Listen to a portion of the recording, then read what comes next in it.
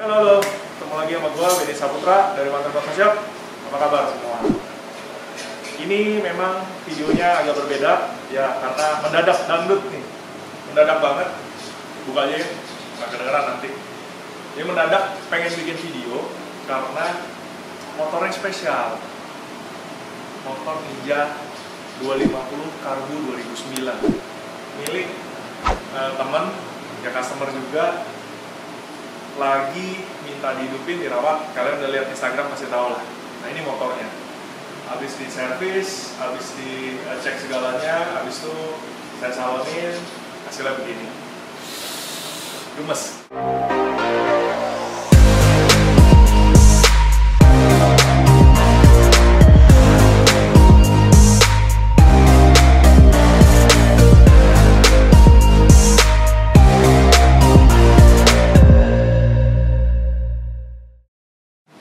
Gemesin, makanya gue pengen bahas. Nah gini, kita ngomong backgroundnya dulu ya. Ini Kawasaki Ninja 250 Karbu, boleh dibilang customer yang salah satu yang dari pertama juga, dari lama, dari awal. Jadi sebutlah namanya Ko David. Ko David ini tinggal di Karawaci, dia suka motor. Jadi aslinya dia adalah orang Pekanbaru tapi kerja dan tinggal di Jakarta, di Karawaci lah, Karawaci. Terus gemar motor, waktu itu beli Ninja 2,5 ini, lalu entah gimana, waktu itu saya masih dari nol, waktu itu kerja masih di rumah sambilan, tapi emang saya dari awal punya Ninja Karbu juga, saya modifikasi juga, saya suka share di forum. Doi suka sama gaya, detail, sama insight saya. Jadi Doi minta tolong motornya di upgrade. Nah, saya tuh punya kebiasaan kalau mau upgrade, saya akan gali dulu orangnya. Pengennya emang apa? Karena kalau Anda datang ke bengkel terus ke orang terus bilang saya mau upgrade motor gitu, terus tiba-tiba ya udah semua yang ada dipasangin, itu bukan upgrade judulnya, itu namanya rampok. Semuanya diambil gitu. Tapi saya lebih pilih Kodef rasanya emang kurang apa yang pengen lebih cantik, apa yang lebih enak, apa yang pengen sekarang dirasa kurang oke, baru saya akan kasih opsinya. Currently yang kita punya atau yang ada di Indonesia tuh yang gini, mana yang cocok sama karakter dan keinginan, dan harganya segini, mana yang cocok gitu. Jadi saya selalu berusaha nilai itu harus menjadi nilai yang utama, dimana kalau ada orang upgrade motornya ke kita, artinya dia percaya sama punya kita skill, kita punya pengetahuan, dan kita punya intinya mereka konsultasi sama kita emang sejadi-jadinya kita ngomong apa adanya yang benar. Barang jelek kita bilang jelek, barang bagus kita bilang bagus, barang ini lebih better, barang ini lebih buruk, atau barang ini semua sama tergantung dari selera. Itu saya berusaha jaga, even kalau sekarang puji Tuhan Wantri udah berjalan, berarti officially Wantri pertama di Ruko itu 2011 akhir, ini 2021 almost akhir, berarti udah almost 10 tahun Wantri ini ada. Puji Tuhan banget, saya bersyukur ibaratnya banyak customer, sampai saat ini juga yang masih setia sama kami ini. Dan yang saya bilang bahwa saya nggak pernah treat mereka sebenarnya customer, saya treat mereka adalah teman baru, kenalan baru, karena dimanapun you'll be happy kalau lu makin kenal banyak orang, makin kenal banyak orang. Don't think about taking advantage atau profit ya, maksudnya at least you know someone, itu aja udah mendapat experience lu, karena orang kan bermacam-macam ya. Jadi kita tuh makin lama makin belajar. Saya suka diskusi sama customer beberapa, nggak cuma kita ngomongin motor, kita ngomongin tentang kerjaan dia tuh usaha apa gitu, terus pola pikirnya gimana, dia misalnya lagi bos gitu, mikirnya rawat karyawan gimana. Jadi semua itu saya belajar dari orang lain, karena saya sadari gimana pun kita belajar dari orang lain kan ya, antara kita belajar di sekolah sama guru atau sama teman-teman, sama sahabat gitu. Jadi ya puji Tuhan lah, banyak teman, makin banyak ilmu, makin banyak knowledge, makin banyak experience. Nah, balik lagi, di Doi motor ini juga dibangunnya bertahap. Saya nggak mau dia bilang cepat-cepat, saya maunya Kodef maunya apa yang kurang, nanti saya bantu. apa yang available di market, apa yang kira-kira bisa jadi option, you choose gitu. Pilih. Jadi ini dulu mungkin ngerapiin motor ini tuh sepanjang mungkin 1,5 tahun, setahun sampai 1,5 tahun, sampai akhirnya sampai final begini waktu itu.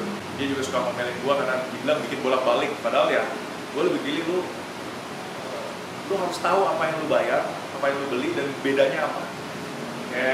Nanti satu-satu.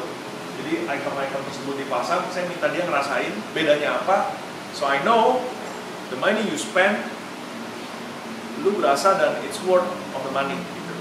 Worth of the value.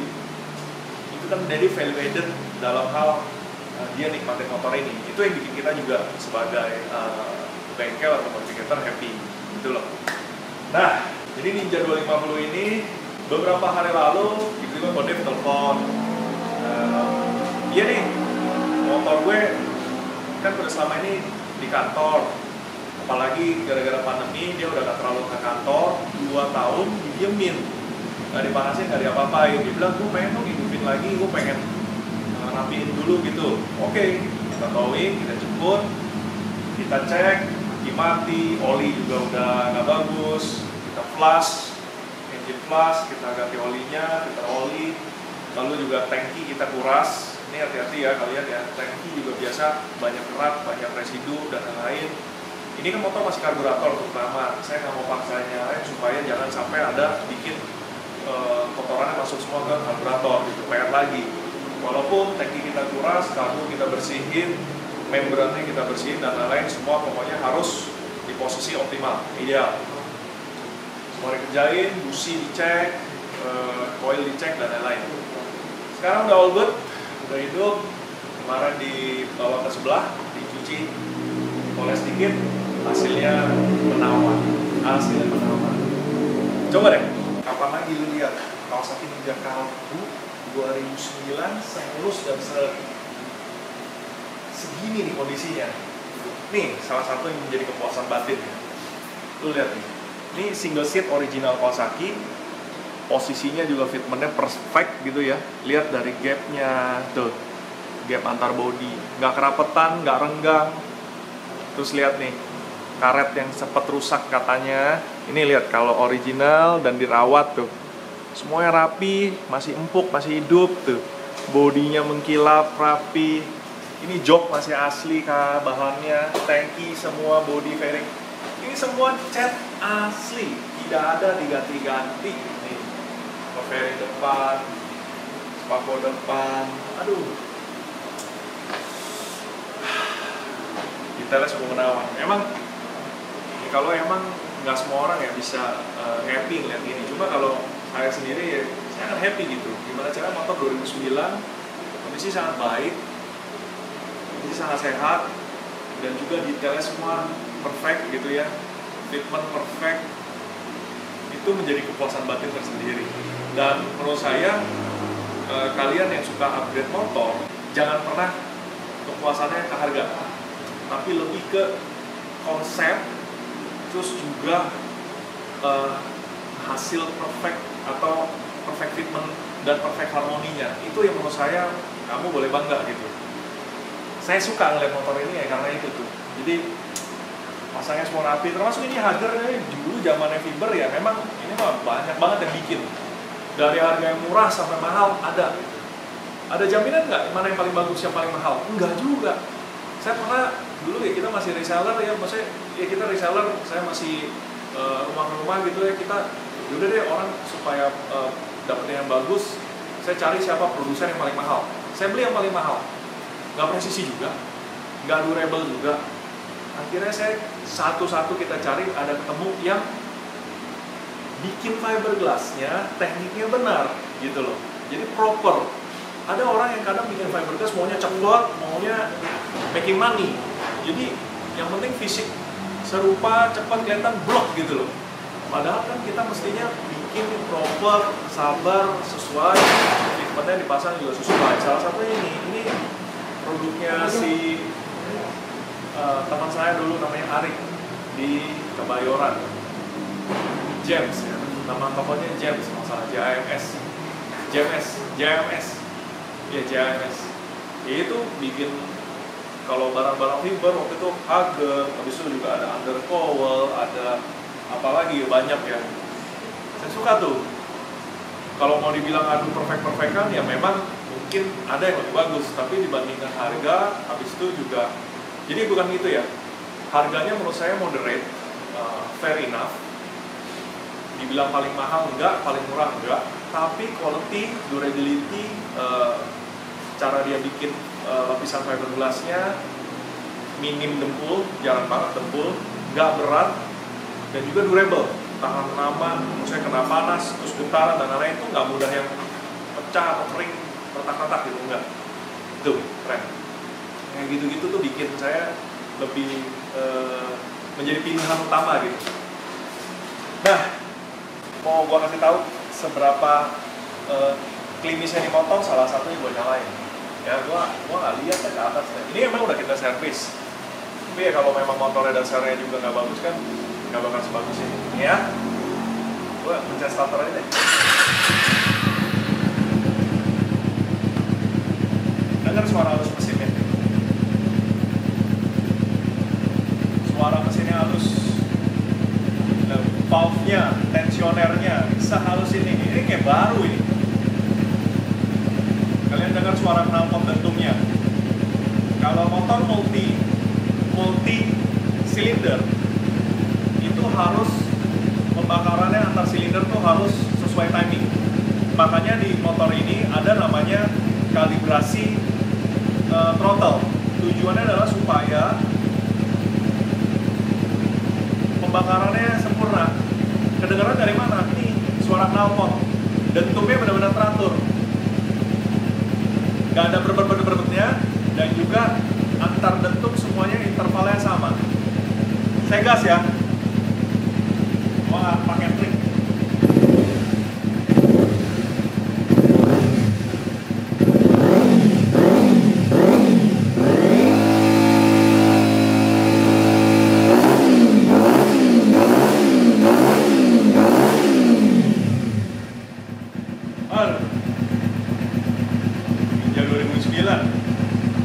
Kalau dirawat benar, disimpan benar, dijaga baik-baik, nggak diodol-odol sembarangan. Banyak orang suka karbu di atak-atik yang tanpa perhitungan.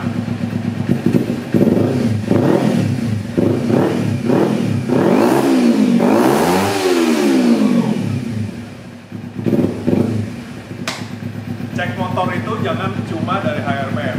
Sebenarnya kalau kalian sadari, kadang di HRPM motor terkesan sama. Motor fresh, segar, kompresi, padat, dan lain-lain, liatin bawahnya. Dan motor yang kalau misalnya injek throttle bodinya juga nggak kalibrasi dengan benar, itu RPM bawahnya pasti agak lebak-lebak. Oh, ini enggak.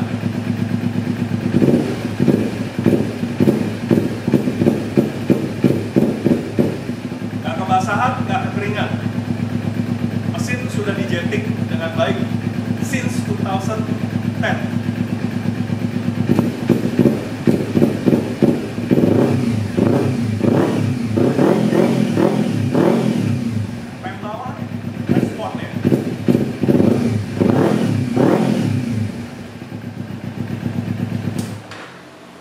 Kalau yang anak motor sih nanti lah, anak yang tahu megang Ninja 2,5 dulu atau apa, kondisi-kondisi begini mah aduh klinis. Ini yang jadi tantangan nih. Kalau David bilang, gue lagi nggak ke kantor, daripada motor gue di kantor, di ruangan gue kagak diapa-apain, taruh aja di rumah lu, taruh aja di toko, lu pakai aja gitu. Kesannya berkat deh. Kalau gue susah gitu, tanggung jawab kita ngejagainnya, memperhatikannya, jangan sampai lecet. Kedua juga, godaan lainnya adalah kan jadi pengen ngebayarin gitu. Ini kan kayak gini kan barang langka gitu. Aduh, rumit dah. Nah, udahlah. Itu kita jangan bahas sisi apa namanya, dari sisi melankolis gua atau sisi perasaan. Kita bahas motor ini diapain aja dari tahun tersebut. Oke, mulai dari mana? Dari belakang. Oke. Kalau Kodev memang dia nggak mau sama sekali buntut diganti. Dulu sempat kita ganti pakai Active Jepang tail tie dikit, karena waktu itu dia satu-satunya yang berbahan aluminium dan rapi. Saya waktu itu suka banget sama barangnya. Lalu sempat dia pakai buat suka jalan-jalan sore, itu musim hujan. Akhirnya udah Ben balikin standar dulu, gua nggak mau motor. Oh, dia mau bonceng istrinya keliling-keliling Karawaci, jadi dipakein. Lu lihat nih kualitasnya. Ini bukan barang baru loh, tapi tuh lihat kulit jeruknya tuh. Semua kulit jeruknya masih kulit jeruk rapi. Semua masih berfungsi baik. Semua kita nggak suka bongkar bolak-balik berkali-kali, dan juga semuanya harus dalam kondisi yang sesuai. Jadi semua gapnya tetap rapi, klip-klipnya semua rapi, nggak ada tuh yang rusak. Ini di sini di atas kalau ingat Ninja Karbo ada velcro-nya juga, semua masih bagus, intact. Lampu memang dulu kita belum ada 3-in-1, jadi dulu merah. Lampu sennya, ini lampu sen cetar, lampu sen koso dengan bodi aluminium, habis itu di chrome smoke. Dulu ini sen, begitu saya lihat, saya langsung senang banget karena di harga berapa saya lupa, tapi kalau dibilang ini koso sen, kualitasnya wow, luar biasa. Ini cover lens depannya aja, ini kayaknya polikarbonat, tapi lihat, udah 10 tahun tapi masih bening dan rapi begini. Ini adalah sen yang seumur umur kalau tidak ditabrak atau kena apapun, saya nggak pernah lihat ini ada bocor air. Ya, bodi belakang itu pakai semacam dia bilang waktu itu kayak metal aluminium, terus finishnya smoke chrome, ya. Tuh, smoke chrome itu lensanya. Terus dia udah mikirin juga, namanya sen kadang-kadang suka kena kaki, jadi jangan sampai gampang patah. Berapa kali kalian pakai sen OEM ataupun sen standar ataupun sen aftermarket yang fix, akhirnya kena kaki, akhirnya patah. Kalau dia udah mikirin ada fleksi karet, tapi karetnya juga kalian ada tahu juga beberapa sen yang karetnya bahannya jelek, nggak mikirin durability, jadi cuma baru masih bagus tapi lama-lama jelek. Dia fleksi, tapi karetnya durability terhadap iklim dan jangka waktu lama. Ini tuh, push, pas, aman, enak. Produsen yang kayak gini yang kita cari, bikin barang kualitasnya top, mikirinnya panjang dan top gitu. Jadi nggak sengaja bikin sen yang gampang rusak supaya kita beli lagi, kan sebel gitu ya kalau sama produsen-produsen yang kayak begitu gitu. Lampu sennya kosong, nyalanya terang. Enak banget. Oh, kenapa saya bilang lampu nyala terang? Itu penting, lihat tembakannya di dinding belakang. Kasih lihat. Oke. Itu hal yang wajar kalau lampu sen itu harus bright enough untuk kasih signal kepada pengendara di belakang. Jangan lampu kedipnya yang bikin lampu 3-in-1 kadang-kadang lampu sennya senyap-senyap.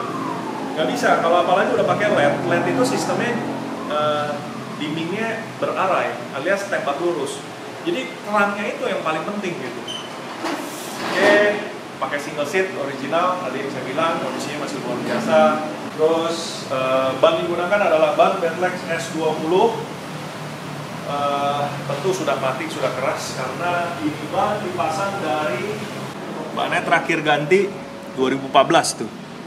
Ini ada kodenya 0714, artinya ban ini dibikin di pabrik di Bridgestone, Jepang, minggu ke-7 alias Februari tahun 2014. Lihat rambutnya, bukti emang gak dipakai. Tuh rambutnya masih tebel semua. Tuh, kadang ada sikap-sikap yang aneh juga ya. Kalau yang tua-tua kalau masih kondisi bagus tuh gitu. Tapi jujur saya ada kecenderungan hoarder sedikit, tapi tidak parah. Kalau lihat barang klasik tapi kondisi baik tuh gila, bisa langsung. Pelek pada zamannya belum banyak pilihan, jadi pelek yang digunakan adalah pelek Virosi.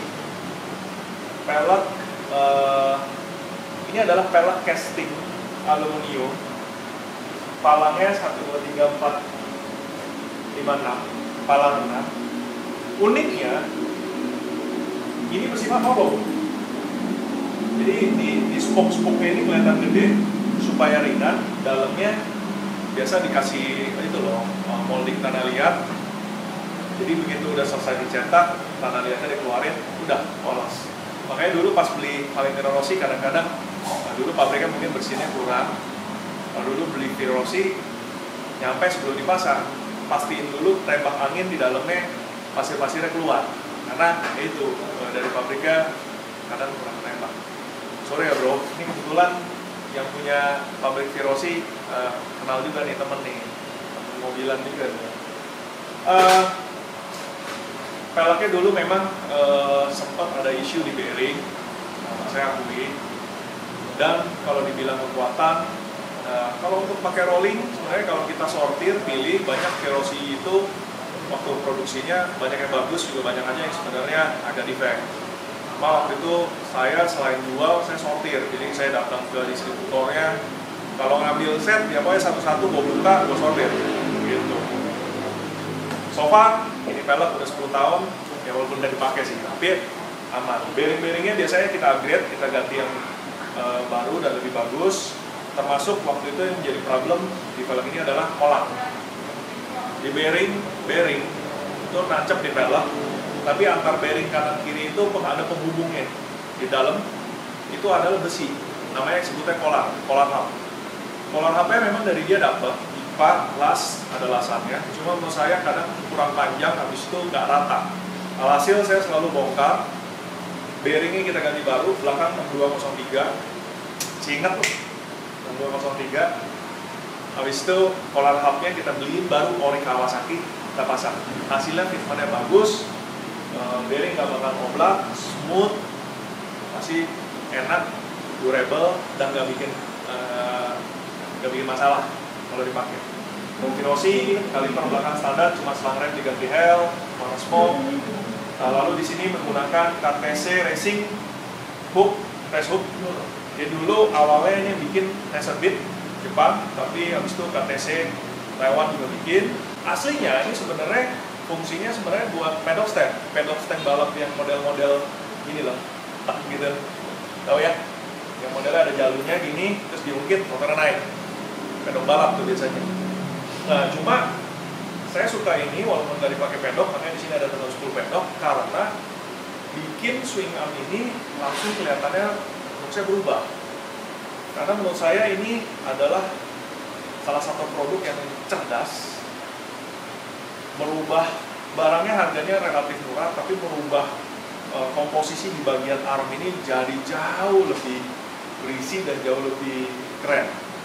KTC Race Hook. Bahkan saya masih ada di stoknya di atas KTC Race Hook ini buat diaplikasi di Ninja Karbu, Ninja FD, sama Ninja 250 2018 sampai sekarang masih ada ya. Ninja 250 2 silinder. Nah, Karbu FI bahkan sampai terakhir bisa dipakai. Dan lu bayangin kalau ini cuma swing arm buntung, habis itu sekarang pakai gini, langsung keren, langsung kayak swing arm racing gitu. Keren, menurut saya itu keren. Banyak yang bikin jipat-jipat juga di lokalan, sayangnya bahan aluminiumnya jelek, sayangnya ininya tipis, sayangnya fitment ininya oblak-oblak, sayangnya ini kan ada setel rantai, bahannya ketipisan, tebal kanan kiri nggak sama, sehingga saat setel rantai jadi mana-mana. Itu yang saya sebel kadang-kadang. Barang laku dicetak, habis itu yang penting cetak duit gitu, serupa tapi fungsi nggak sama, pemikiran jauhnya nggak sama, akhirnya kemana-mana. Udah minim-minim kalau mau bagus ya asli, langsung lebih cepat, harganya mahal. Kalau nggak ya ini KTC. Kalau saya harga mati udah begitu. Terus saya ingat nih jalur pedok KT nih, warna silver. Knalpotnya dia cuma pakai silikon. Jadi karena orangnya emang udah berumur. Jadi leadernya masih standar, tapi silencer pakai Akapovic karbon, slip on. Nah, ini Akapovic, kamu juga kalau yang ngerti pasti udah tahu nih, ini makanya rawatan, gak dijemur matahari sembarangan dan lain-lain, karena dia itu karbonnya tidak dilapis dengan resin ataupun apapun. Yang ini memang ada, yang ini kan memang autoclave ya, jadi cetakan, habis itu kayaknya ini bikinnya pakai apa tuh, yang sheet itu, cetakan lah. Ini memang glossy, tipis, kuat, dan tahan panas. paling dia menguning seperti ini nih kalau udah pakai, ya kan? Yang sini, bodi sini itu soft, gampang sobek, kalau dijemur matahari juga gampang kering, kusam. Alhasil yang penting rawatnya. Kalau kotor langsung dicuci, langsung dikeringkan, terus jangan dijemur matahari. Alhasil ya masih not bad lah, masih bagus loh ini. Gitu. Sisi sininya juga masih bersih, selalu dijaga. Tabung rem belakang pakai KTC silver warnanya. Sini ya, ini dulu beken banget. Exhaust protector by Koso. Saya kasih tahu, yang bikin exhaust protector pertama kali dan dipakai dan menjadi tren di Indonesia adalah Koso. Ada yang ininya putih, ada yang ininya silver. Bentuknya seperti ini, jadi ininya panjang. Ini ada teflon khusus supaya kalau jatuh ini ya, menyerap energi, impact dan slide-nya diserap melalui energi serap. Tergesek itu, ininya aluminium di bawah. Kalau sekarang kan udah banyak ya yang bikin, banyak brand lah, banyak dicetak. Tapi ini nih, ini pionir ya. Step belakang standar, step depan standar, dia mau nyaman. Body kebiasaan dulu nih, supaya ada aksen karbon. Jadi di motor ini saya cukup kasih lidah hagernya di karbon, dilapis. Dulunya dari fiberglass dilapis karbon. Lalu side panel sebutnya, ini juga dilapis karbon. Jadi juga dashboard dilapis karbon. Jadi efek karbonnya masih oke gitu. Bikin manis, tapi nggak kepenuhan sehingga bikin motor jadi konsepnya nggak tahu ya. Kadang ada orang soalnya, wah kalau motor balap kan karbon semua, betul. Bodinya karbon semua karena ngejar lightweight kan. Tapi rata-rata fairingnya habis itu dipainted atau dikasih grafik. Kalau polos doang malah jadi kurang. Jadi di motor ini juga gitu. Saya mau ada elemen karbon bikin sporty. Kayak di mobil-mobil ada elemen karbon tapi tertentu. Gak semua di karbon gitu. Too much. Hager, set-tank, ini sama half-tank kan. Udah rapi. Dulu juga pilih jasa lapis karbon juga setengah mati. Cari yang benar-benar bisa ngelapisnya rata, terus nggak melapis di area yang memang nanti takut berbenturan. Curve daripada permukaan tetap ada. Kalian lihat di sini tetap ada tali uratnya. Karena kalau ketebelan biasanya ini jadi hilang. Kedua, resinnya juga merata. Yang bagian atas tidak beleberan, tidak tebal tipis, bening, resinnya bening, dan orangnya sabar. Jadi saat apply kan ini kan dari barang standar di prepare, habis itu dikasih resin, dia kasih lembaran karbonnya, karbon fiber asli lembaran, taruh, harus rapi supaya wave-nya semua rapi rata. Ya ini ada defect dikit lah, tuh kayak gini nih. Ini agak ketarik sedikit, ini ada ketarik sedikit. Kalau kalian mau ganti part karbon di motor kalian, part karbonnya terutama lapis atau bikinan. Gimana cara kualitas bikinnya yang rapi? Yaitu di fitmentnya semua dipasang nanti akan tetap rapi. Kadang karbon ini dilapis di plastik. Kalau dia salah juga nanti pas dipasang jadi meletot-meletot gitu ya, berubah bentuk. Terus tali-tali air asli daripada garis desain bodi harus ada. Resin harus bening, nggak buntus, halus, dan juga flat. Nggak mudah keriting kalau kejemur matahari. Habis itu ini pattern dari karbon jangan sampai urak-urakan gitu, tarik-tarikan yang urak-urakan, tau gak sih? Kadang ada dipotong sambung, kadang ditarik sedikit jadi berantakan.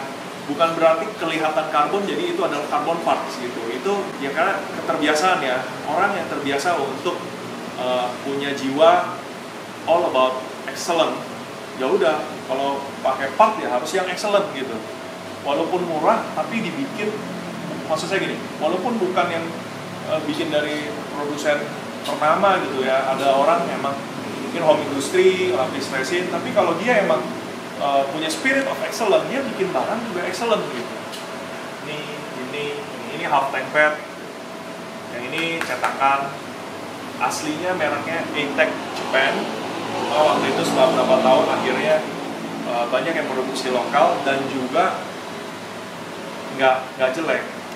Apa yang saya maksud nggak jelek dari situ nih? dari samping, kamu lihat E-Tech original memang saya bisa lihat kalau ini dari patternnya.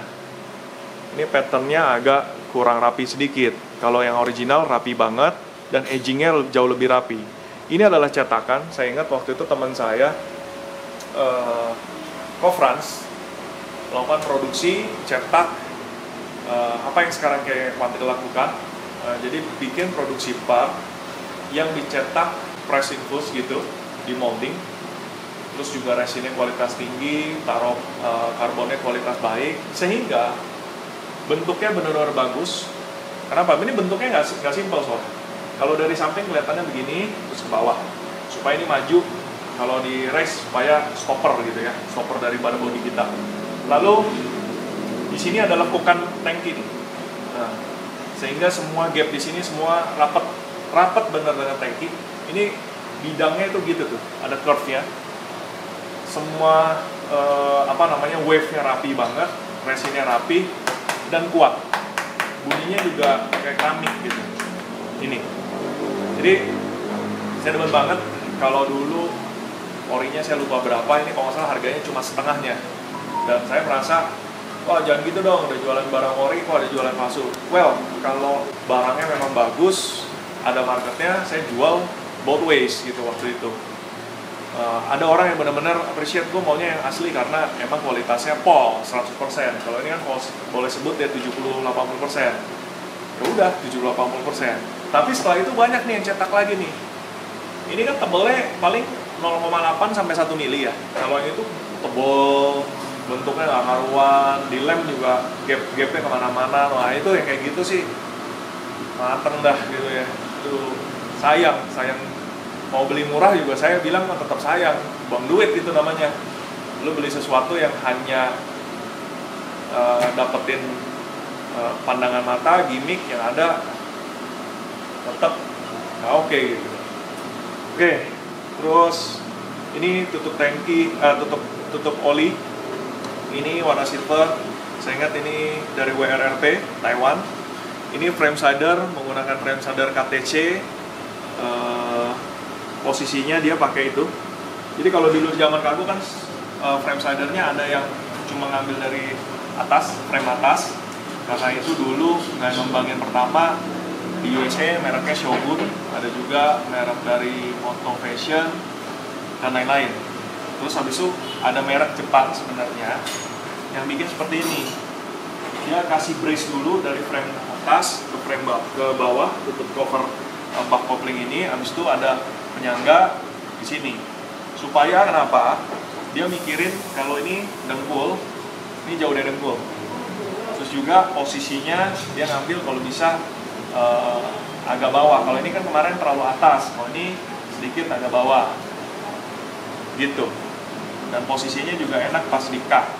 Jadi pemikirannya ini mereknya dulu yang asli, oh iya kayaknya Sato Racing deh. Iya ya, saya lupa ingat. Ini KTC-nya. Apalagi nih set depan kosong, terus ini bakboard masih ori. Ini ciri khas banget ya dulu ya, tiap kali dari balapan MotoGP nempel. Oke, kalau spakboard ada logo ban nih B. Waktu itu kan MotoGP pakai ban B. Kaliper masih standar, Smarem Hell. Yang ini disnya pakai disc PSM, size 320 mili, semi floating. Jadi bagian tengah dan pinggir itu bisa bergerak, tapi ada pernya supaya nggak berisik. Sebutnya itu semi floating. Kaliper standar, bracketnya ini udah dapat dari PSM-nya, dapat di Rossi, ban Bedlex, windscreen quick, dark smoke, spion ganti. Nah di sini, lihat dari depan. Ini emang muka-muka paling bersejarah ya. Kawasaki Ninja Karbu mukanya kayak begini. Wih, lampunya ini loh, ciri khas banget ya. Kalau lu ngomongin lampu ninja, matanya mata ninja. Nah ini nih, lampu ninja tuh begini nih. Wih, ganteng ya. Ciri khas banget. Bodinya masih halus semua. Windscreen-nya warna dark smoke, agak gelap juga. Doi pengennya keren. Motor kan di sana. Lalu dari sisi sini, saya rasa semua masih sama. Kalau ini dulu Ninja Karbu masih pakai speed sensornya di depan, pakai gigi nanas. Shockbreaker belakang menggunakan FPN tipenya G+. Jadi shocknya tuh lihat warna oranye. Tabung secondary-nya masih single knob. Ini adalah compression-nya. Compression damping adjustable-nya FPN. Isinya nitrogen. Tuh, lihat gak rapi? Ini si produknya dari Arik JMS. Disebutnya adalah cover rear hugger, sebutnya rear hugger, cover swing arm dengan style Suzuki GSX-R. Dari mana Suzuki GSX-R-nya? Ini palangannya. Nah, ini replika dari Suzuki GSX gitu.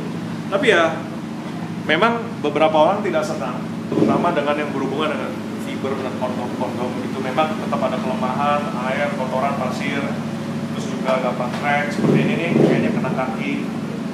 Ini catnya dia bagus nih. Menurut saya fitmentnya cukup bagus.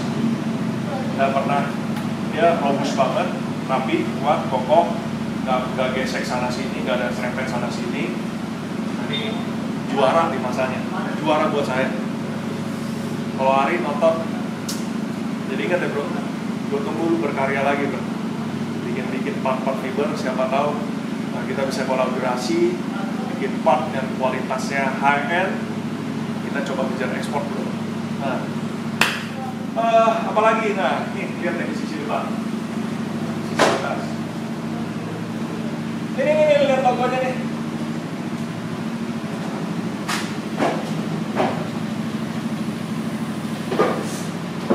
Buat kalian yang coba dari situ. Nah, berbahagialah kalian yang pernah dan ingat tentang logo One Tree pertama kali di dunia. ONE 3 One Tree. Oke, ini sih iseng aja ya. Jadi intermezzo lah ya. Jadi waktu usaha tentang saya emang pecinta otomotif dari kecil. Jadi saya suka motor, saya suka mobil. Papa saya juga suka motor, suka mobil. Sama tipenya penting baik itu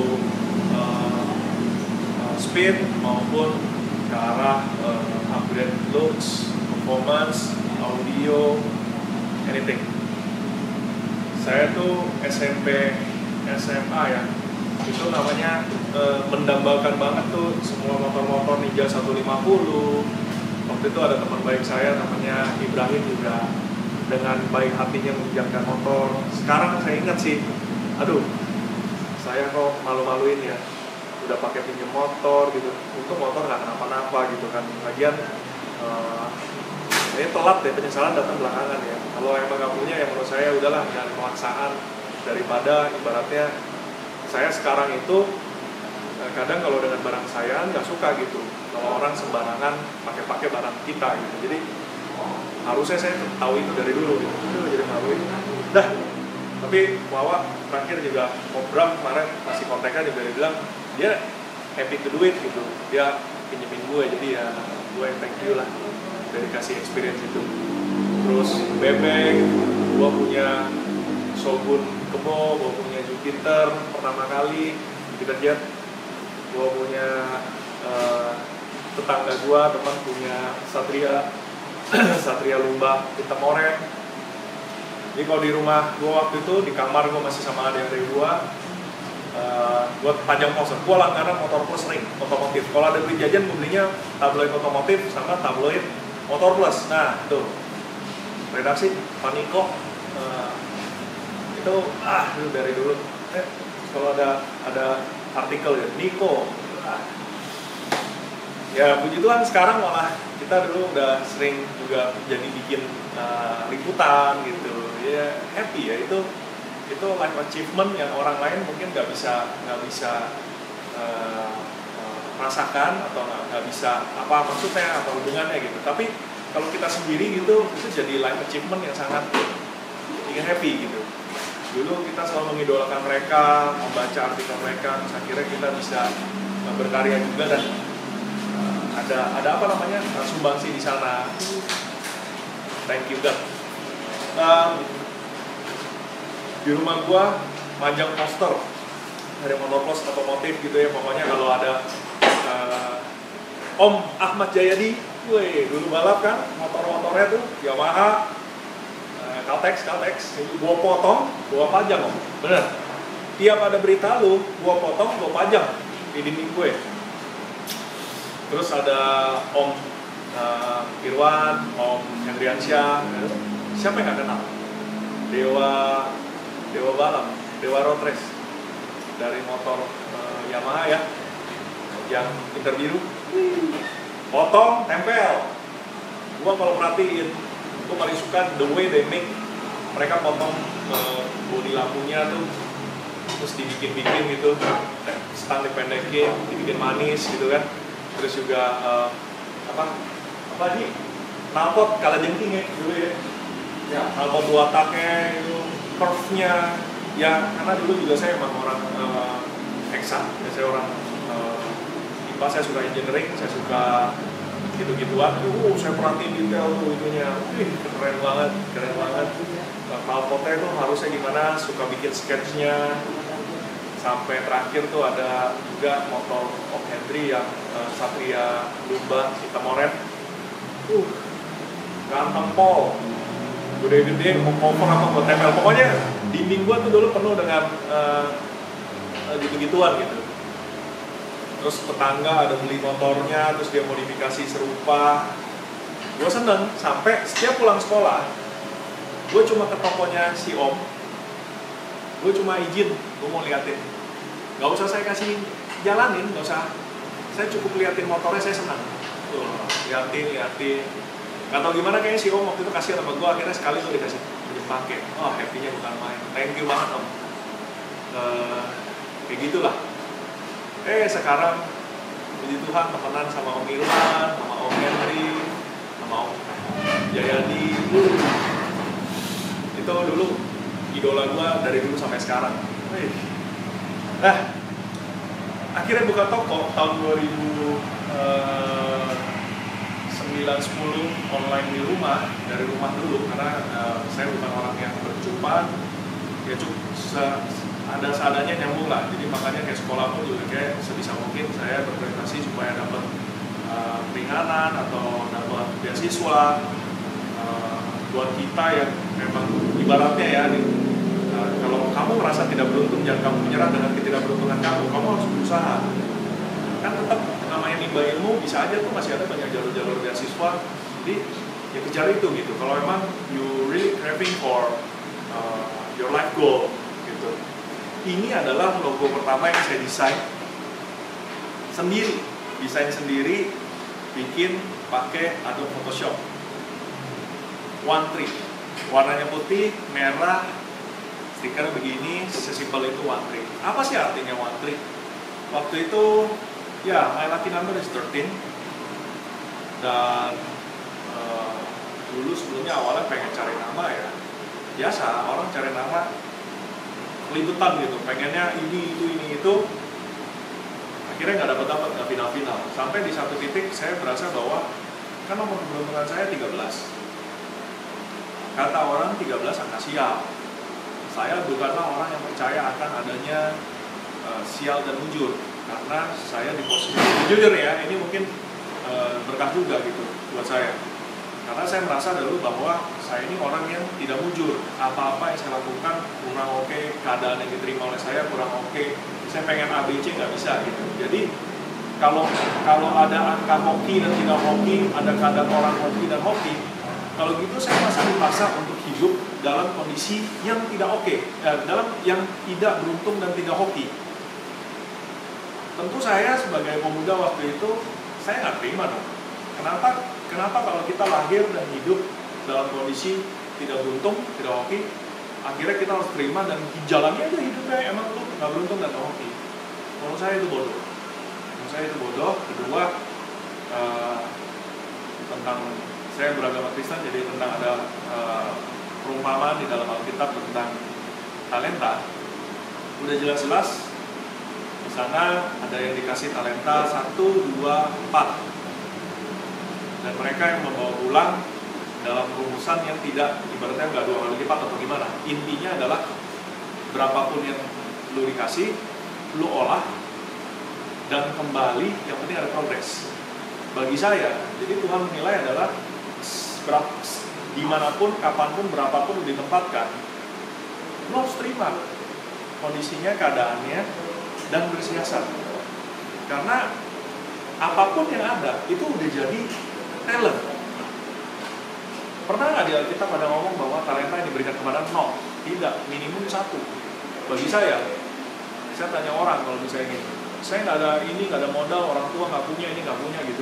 Saya tanya aja deh, kamu masih bisa bicara dan melihat, minimal lu punya modal dari mata lu, dari bicara lu, minimal otak lu tidak error, bukan orang yang cacat mental. Sorry, bukan maksudnya ngomong disabilitas ya, saya nggak ngomong itu, cuma ini buat supaya kalian bersyukur. Kamu tubuh lengkap, kaki punya 2, lengkap, jari lengkap, tangan lengkap. Kalau kamu tidak melihat itu sebagai talenta, sampai kapanpun mungkin kalian tidak akan bisa maju. Jadi itu yang menjadikan saya, maksudnya walaupun kita mau ngomong explanation banyak tidak kemujuran atau beruntungan atau jelek-jelek, itu pola pikir yang salah. Kamu lihat justru dengan sebenarnya apa yang saya punya, otak, mata, tangan, telinga, tenaga, napas, dan lain-lain. Kalau kamu bisa berlari, cari mungkin sesuatu yang bisa dimanfaatkan dengan berlari. Why not? Saya dari waktu SMP, SMA pernah di kondisi terburuk, untuk supaya saya bisa melanjutkan sekolah, orang tua saya minta, atau yuk kita jualan. Waktu itu kita jualan keripik singkong dari Bandung. Kebetulan tante saya kenal dengan produsen di Bandung yang sekarang jadi perusahaan besar dengan nama Kusuka. Dulu kita jualan keliling buat di sini, kalau ada yang dulu beli jualan saya keripik kentang singkong, habis itu juga cumi. Wah, thank you banget ya kalian semua yang sudah membantu gitu. Saya percaya kalian waktu beli juga, saya rasa orang-orang yang beli kepada saya, satu, nggak hanya karena dia melihat si barang yang dijual, tapi juga kalau mungkin sekarang udah dewasa gitu menyadari bahwa yang mereka mungkin melihat ada anak muda coba berjualan, mereka meng-appreciate, toh juga barangnya oke, terus juga meng-appreciate, mencoba untuk menjadi berkat. Nah, itu saya sangat bersyukur banget sama yang dulu suka beli, mau mendengarkan saya menjelaskan ini keripik singkongnya apa, bumbunya apa, harganya berapa, dibikin di mana, dan lain-lain. Thank you yang udah mau, dan saya sangat appreciate gitu. Dulu banyak yang mau memberkati saya, makanya sebisa mungkin sekarang kalau kita ada berkatnya sekarang bisa memberkati orang, kita berkati orang. Tapi ya kan nggak perlu kasih tahu umum sebenarnya apa yang kita lakuin, karena biarlah itu antara kita sama Tuhan dan sesama. Apalagi tadi balik lagi. Jadi logo One Tree ini gue yang bikin pertama kali, dan happy-nya dulu tuh lucunya sampai banyak orang yang belanja sama kita, yang penting dapat stiker ini supaya ditempel di motornya. Karena dulu kita giat di forum Ninja 250 Karbu, Ninja 250R, habis itu juga di Kaskus, di Friendster gitu. Dan waktu itu saya merasa adalah karena saya bangga dengan motor apa yang saya pakai, apapun orang harus bangga dengan motor yang dia bangun. Jadi menurut saya ini harus diabadikan, harus difoto, harus divideo dengan baik-baik, lalu dipajang. Nah itu saya lakukan dari 2009-10, termasuk ini. Entah gimana ini menjadi identitas bagi mereka bahwa motor ini dimodif dengan sedemikian rupa. Jadi ada stiker ini. Sering banget dulu tuh ya, zaman BBM ya. Kalau lagi di mana-mana tiba-tiba ada teman kirimin ke gua, Ben gua lagi nyetir nih, sebelah gua ada motor Ninja, ada stiker motor lu. Wih, bukannya sombong atau bangga hati gitu, cuma feel yang paling muncul adalah, aduh, apa ibaratnya alhamdulillah banget deh.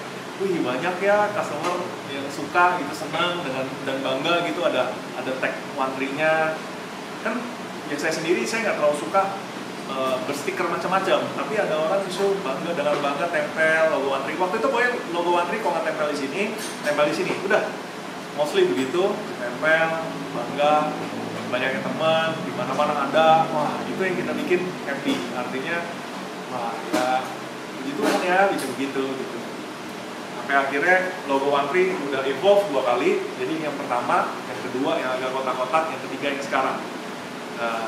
Saya nggak mau terlalu gonta-ganti mulu, ini emang apaan ya logo gonta-ganti. Tapi logo yang saya suka adalah the first one and the latest one yang sekarang, One Tree. Saya akan berubah, saya udah biarin begitu aja. Dan intinya adalah yang tadi nyambung, kalau orang bilang adalah 13 nggak beruntung, saya mau balik itu. Saya juga nggak beruntung, tapi saya nggak mau pasang dengan ketidakberuntungan saya. Bedanya adalah di sisi garis start. Orang yang beruntung garis startnya jauh lebih di depan, advance, karena sudah punya fasilitas yang lain. Tapi orang yang kurang beruntung, garis startnya memang harus dari bawah. That's fine, terima aja, yang penting habisnya lari. Bisa aja kita lari sama-sama, yang tadinya beruntung kita balap. Bisa aja, habis itu pas finish sama-sama. Atau ya kita doain juga yang beruntung, habis itu makin naik ke level 10, kita dari 0 sampai level 7. That's okay, yang penting progress. Gak perlu ngiri sama kanan kiri. Pokoknya kalau ada kanan kiri berhasil, Anda harus berbagi sama orang lain. Jangan iri, jangan dengki. Tuh, penting ya buat kalian ya. Kalau kalian iri dan dengki, sebenarnya bukan yang hancur adalah hidup dia, yang hancur adalah hidup lu sendiri. Ketika iri dan dengki, sombongan, itu pasti akan menghancurkan diri kalian dan hidup kalian. Baik secara nanti berkata-kata, pikiran, perbuatan, pasti hancur. Itu racun. Jadi jangan iri, jangan dengki, jangan sombong. Fokus saja dengan progres, fokus saja dengan berkarya. Puji Tuhan pasti someday semuanya pasti akan sukses. At least dari tempat Anda berdiri hari ini ke depan pasti lebih baik. Ya, gue doain semua sukses, progresif, berkarya terus. Yang penting apa? Jangan sekarang, yang penting jangan cari sensasi. Jangan ngikutin dengan trik-trik duniawi sekarang. Fokuslah Anda berprestasi. Prestasi apa sih? Achievement positif lah. Invent something, develop something. Jangan fokus tentang mencari kekayaan, mencari uang. Salah. Anda cari sesuatu yang baik, sesuatu yang mendaya gunakan orang mendapatkan benefit, uang, rezeki pasti akan mengikuti. Pasti. Tuhan gak akan tinggal diam. Oke. Back, terakhir kita akan bahas di kokpitnya. Ini di kokpitnya cukup simple, segitiga masih standar. Tapi kalau lihat dong, tuh kalau dirawat baik tuh, segitiganya mulus, nggak ada lecet, nggak ada gesek-gesek mengkilap, semua masih doff. Terus ini tutup kunci ditutup pakai produk dari KTC Racing nih ya. Koawi nih, tuh masih bagus banget nih Koawi, Kobudi tuh. Steering damper pakai KTC. Ini cuma karetnya rusak, ini akan kita ganti nih. Karet apa sih? Ini karet damper. Jadi jangan kaget, steering damper emang harus bergerak. Kenapa? Karena saat belok ini sebenarnya twisting begitu. Ada karet supaya nggak terlalu ogel-ogel, nahan tapi dia tetap bisa bergerak. Tuh steering damper. Tapi ya, stangnya standar. Ini ada gas spontan dengan switch kit dari Active Racing Jepang. Ini adalah produk Active, 2 kabel. Ini switchnya, produknya, switchnya bagus nih. Plastiknya nggak ada yang rusak, semua masih bagus, awet. Panel-panel di dalamnya juga bagus. Grip ini pada zamannya terkenalnya Rizoma, cuma ini Rizoma Sportline. Rizoma Sportline sayangnya agak pegel sih, karena ini licin. Kita ngegas rata-rata begini, agak licin, jadi agak pegel. Bar endnya Rizoma. Ini tuas rem dan tuas kopling merek dari KTC, Billet.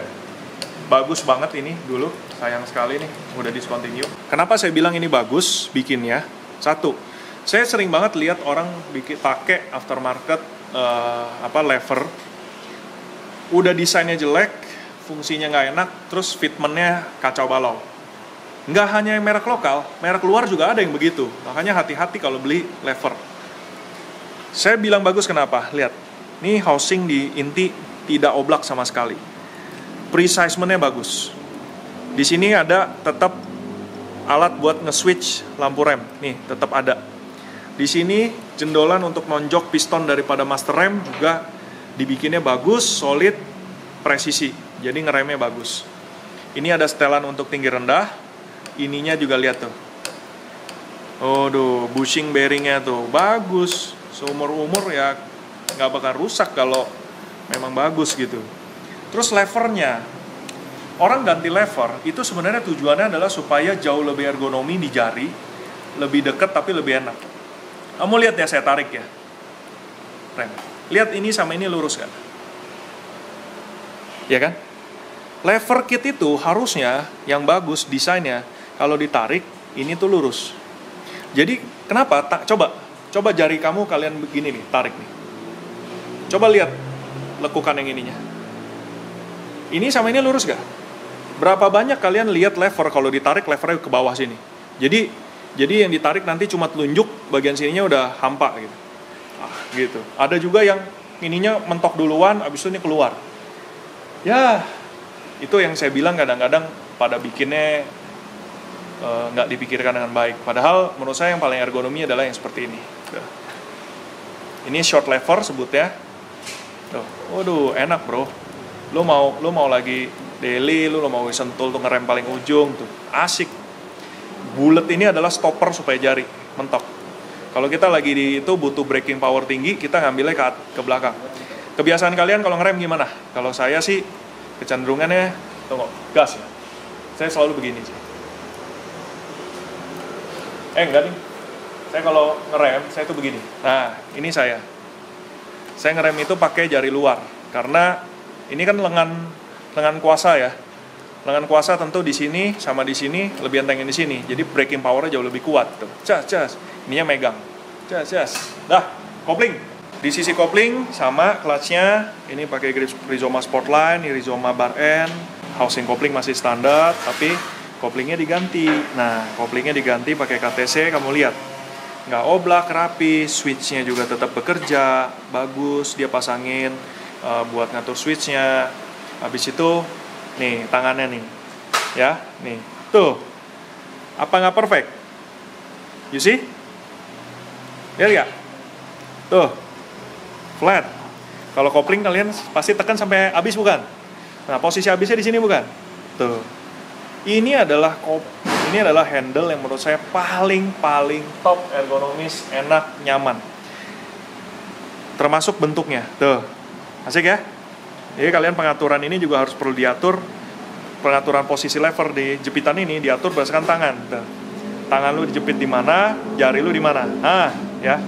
Jangan nanti megangnya begini. Jangan lu megangnya begini. Nggak enak ini. Tangan itu harus ini kan ada lekukan nih. Set, ini yang flat kan? Kalau kopling, tangan udah pasti di sini. Nah, gitu. Jadi kalau masang kopling, kalian perhatikan posisi clamping itu mesti digeser-geser tergantung ini. Terus ininya juga rata. Terus kamu lihat nih detailnya. Flatnya, bevelnya, bikin tangan kagak sakit. Tangan nggak pakai sarung tangan aja enak. Nggak bakal sakit mau gue gini 1000 kali juga. Sakit, pegel sih.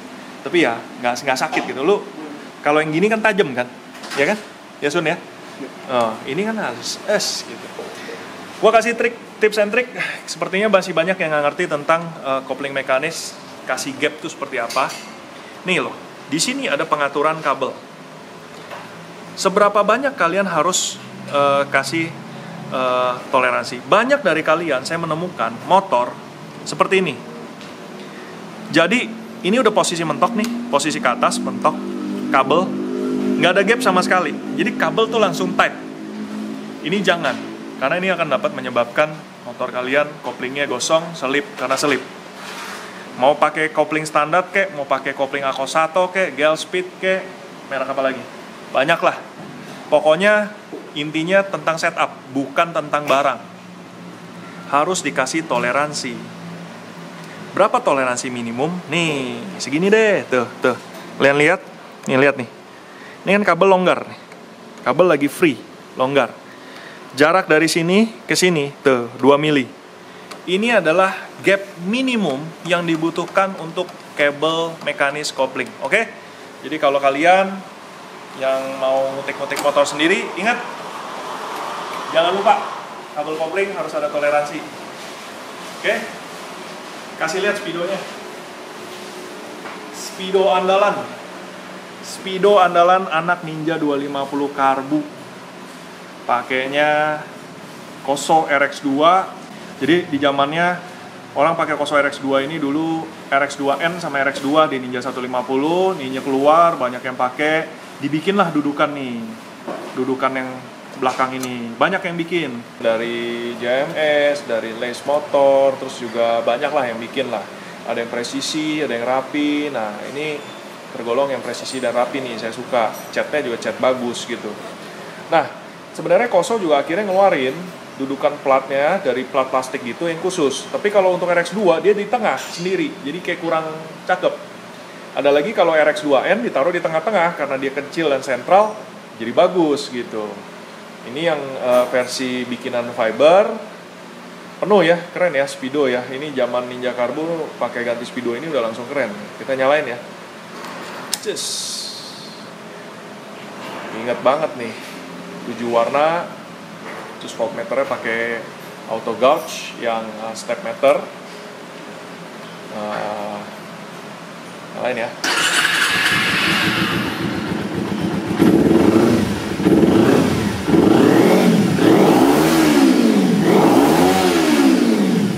Lightnya bro. Mohon maaf nih, motor juga belum. Tadi kita coba panasin bentar. Jadi paling kece ya, speedometer yang dari tadinya jarum-jarum analog berubah jadi digital. Jadi itulah Kawasaki Ninja Karbu yang saya mau share kepada kalian. Memang mohon maaf nih, saya kalau ngomong pakai perasaan dan nyambung kemana-mana ya. Lagi belajar untuk tetap fokus gitu ya. Sedangkan kita bikin video memang nggak pakai naskah, ya plus minus. Tapi kita coba untuk memperbaiki. Kayak ingat Ninja Karbu, jadi ingat nostalgia juga dari zaman One-Tree, perangkap dari nol, dari bawah. Jadi banyak dari kalian saya tahu suka Instagram DM atau di YouTube komen, tolong ceritain dong tentang sejarah One-Tree. Well, memang saya sengaja belum bikin karena bagi saya, entahlah, saya belum siap lah. Tapi yang perlu saya tekankan adalah sekalipun saya akan bikin videonya, saya mau video itu adalah menjadi video yang untuk motivasi pada teman-teman semua. Saya nggak mau menjadi video yang hanya mengumbar kesuksesan, keadaan semata seperti itu. Kalau memang saya bisa menjadikan membuat suatu video yang menjadi motivasi dan juga membuka pola pikir dan lain-lain, saya setuju dan saya mau. Tapi ya lebih kurang sedikit banyak saya tadi ada berbicara tentang sejarah ya. Gimana ya ngomongin Kawasaki Ninja Karbu? Jadi ingat dari awal kita berdiri seperti apa, susahnya kayak apa. Banyak dari sini yang juga ikut kita dari pertama, tahu rasanya berjuang sesuatu yang sesuatu keberhasilan. Pasti ada pengorbanan, harga yang harus dibayar, kerja keras, berkorban waktu, berkorban tenaga dan lain-lain. Jadi tidak ada yang instan, tidak ada yang jalur cepat, tidak ada yang namanya keberuntungan. Karena balik lagi, One-Tree ini saya kasih nama begitu karena bagi saya mau membuktikan bahwa kebetulan emang my lucky number juga. Kebetulan saya mau buktiin bahwa yang namanya hoki dan tidak hoki itu tidak ada. Tapi saya percaya sekalipun kita tidak hoki, kerja keras selalu ada hasilnya. Karena kata-kata itu selalu terngiang di saya buat sebagai motivasi bahwa lu jangan berharap denganlah, tapi bekerja keraslah, tekunnya cuma bukan buang tenaga, tapi juga tekun mempelajari, belajar, namanya apa, punya pengalaman. Orang bilang ya, kalau gue belum punya pengalaman gimana mau terjun? Pengalaman bisa didapat kalau Anda menjalankan sesuatu. Tetapi kalau Anda tidak mau menjalankan sesuatu karena Anda merasa Anda kurang berpengalaman, lalu Anda tidak mau menjalankannya, Anda takut gagal, Anda takut resikonya dan lain-lain, ya gimana Anda mau punya pengalaman? Justru Anda mencoba, gagal, belajar. Jangan biarin gagal cuma sekali. Coba-coba salah, bertanggung jawab, lalu belajar. Anda perhatiin, semua orang sukses di dunia ini yang berangkat dari nol, semuanya juga berusaha dengan tekun, gagalnya banyak, tapi selalu belajar dan selalu naik level terus. Saya rasa segitu itu aja sih yang menjadi dasar atau modal saya untuk terus berkarya. Saya nggak bilang saya udah sukses, menurut saya masih jauh dari goal sukses saya. Toh umur juga masih 3 berapa ya? 21 deh. Dan umur kita udah 35, tapi saya yakin ya kita nggak tahu kan finishnya di umur berapa. Cuma selama napasnya masih bersambut, ya pasti talenta yang ada kita goreng lagi, kita gasak lagi terus-terusan. Semua ini bukan, saya nggak pernah menjadi goal karena menjadi kaya raya, tapi saya pengen saat saya kembali kepada Tuhan, pertanggungjawabannya jelas. Saya dari sebelum apa, prosesnya seperti apa, dan perjuangan sampai akhir saya sudah bertumbuh seperti apa, baik dalam hal pekerjaan, bisa bangun perusahaan, bisa punya teman-teman karyawan yang saling membantu, mereka membantu saya juga membantu mereka, lalu juga impact terhadap sosial, orang rumah, lingkungan, orang rumah kita sendiri, keluarga sendiri dulu, keluarga inti, orang tua, saudara-saudara, orang di lingkungan kita tinggal, orang di lingkungan kita bekerja. Kalau Anda cuma kaya dan Anda tidak berimpact terhadap lingkungan sosialmu, apalah guna dirimu, gitu loh. Jadi ceramahin. Oke, thank you for watching. Mohon maaf bila ada salah kata, mohon maaf bila terkerasan saya soal bijak, soal ini, soal itu, mohon maaf. Saya cuma sharing. Kalau ada yang kurang tepat, kritik dan saran saya, gimana pun saya adalah manusia yang tidak mempunyai salah. Saya akan mau bertumbuh dan lebih baik lagi, dan saya mendoakan kalian semua semoga semangat terus, jangan pernah menyerah. Gagal it's okay, yang penting jalan terus. Pengalaman penting, belajar juga penting, supaya jangan pengalaman dibikin ratusan kali padahal salah terus. Belajar itu penting, nggak ada yang namanya non-stop belajar, semua dipelajari dari cara kita bicara sama orang, cara kita bertanggung jawab, cara kita bicara sopan santun dan lain-lain. Jangan terlalu fokus sama uang, jangan fokus sama materi. Oke? Thank you. See you again on the next video. Tungguin video-video dari One Tree, baik hubungannya One Tree Motorshop dan One Tree Motorsport, 4 roda, dan juga pembahasan produk, brand, dan lain-lain. Oke? See you again. Bye-bye. Okay.